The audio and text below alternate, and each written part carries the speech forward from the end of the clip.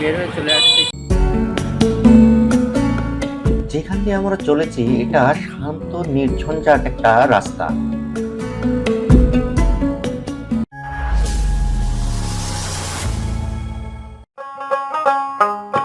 পাবনা জেলার অতি গুরুত্বপূর্ণ উপজেলা বেড়া থেকে আপনাদের সবাইকে জানাচ্ছি আন্তরিক শুভেচ্ছা ও ভালোবাসা।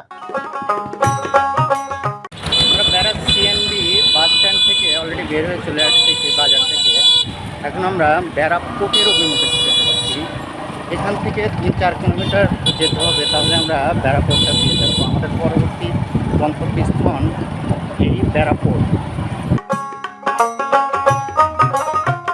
রাস্তার দুপাশে পাকা আর সেমি পাকা ঘরবাড়ি, মাঝে মাঝে চোখে পড়ছে কিছু সবুজ গাছপালা, যা পুরো পরিবেশটাকে আরো শান্ত ও সুন্দর করে তুলেছে। রাস্তাটা বেশ নির্জন, কোলাহল নেই বললেই চলে। চারপাশে এক ধরনের নীরবতা অনুভব করা যাচ্ছে। এই পথে ভারী যানবাহনের চলাচল খুব একটা নেই। মাঝে মাঝে দু একটা মোটরসাইকেল বা ছোট যানবাহন আমাদের পাশ কাটিয়ে চলে যাচ্ছে, তাই রাস্তাতে চলতে বেশ স্বস্তিই লাগছে। সামনে একটি বাজার চোখে পড়ছে, কয়েকটি উঁচু উঁচু বিল্ডিং আর বহুতল মার্কেট। এভাবে আমরা ধীরে ধীরে এগিয়ে চলেছি এই নির্জন সুন্দর পথ ধরে। গ্রামের শান্ত পরিবেশ, গাছপালা আর ছিমছাম বাড়িঘর, সব মিলিয়ে পথের এই অংশটা সত্যি বেশ উপভোগ্য। সামনে এগিয়ে গেলে দেখা যাবে আর কি কি দৃশ্য আমাদের জন্য অপেক্ষা করছে। চলুন সামনে এগিয়ে যাই। পথের এই অংশটা বেশ সরু, একদম সিঙ্গেল রাস্তা। মূলত এটি আবাসিক এলাকার মধ্যে দিয়ে চলে গেছে। রাস্তার দুপাশে ছোট ছোট বাড়িঘর, কোথাও পাকা আবার কোথাও সেমি পাকা ঘর দেখা যাচ্ছে। পরিবেশটা বেশ শান্ত, তবে পুরোপুরি নির্জনও নয়। মাঝে মাঝে রাস্তার ধারে দু একটা দোকানপাট চোখে পড়ছে, কেউ চা খাচ্ছে, কেউ আবার দোকানের সামনে দাঁড়িয়ে গল্প করছে। এসব ছোট ছোট দোকানই এই এলাকার মানুষের দৈনন্দিন আড্ডার জায়গা।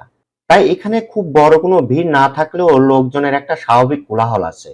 শিশুদের খেলাধুলা, মানুষের চলাফেরা আর দোকানের সামনে আড্ডা, সব মিলিয়ে আবাসিক এলাকার একেবারে পরিচিত গ্রামীণ পরিবেশ। রাস্তার ধারে চোখে পড়ছে দু একটি শিক্ষা প্রতিষ্ঠান। তবে একটি কথা না বললেই হয় না, এই পথটা দিয়ে চলতে বেশ ভালোই লাগছে। রাস্তা তুলনামূলক ফাঁকা, চারপাশে শান্ত পরিবেশ, সব মিলিয়ে পথটা চলার জন্য সত্যিই উপভোগ্য।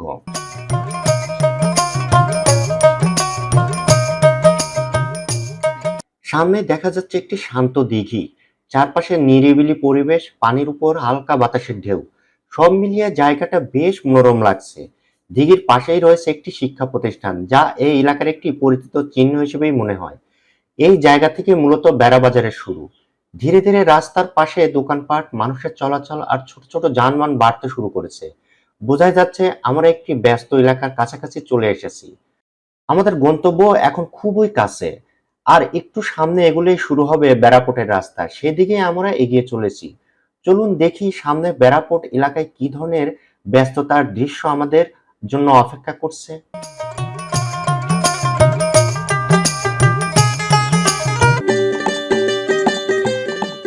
নদী, বাজার আর ব্যস্ত বন্দরকে ঘিরে গড়ে ওঠা এই উপজেলায় রয়েছে নিজস্ব একটি আলাদা পরিচয়। এখানকার মানুষ, পরিবেশ আর নদী পাড়ের জীবনযাত্রা সত্যিই বেশ প্রাণবন্ত।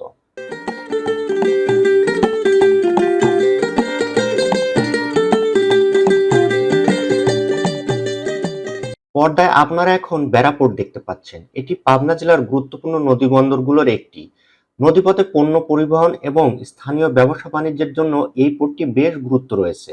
পথের সুন্দর দৃশ্য, গ্রামের পরিবেশ আর বাজারের কোলাহল সবকিছুই ছিল এই ভ্রমণের অংশ।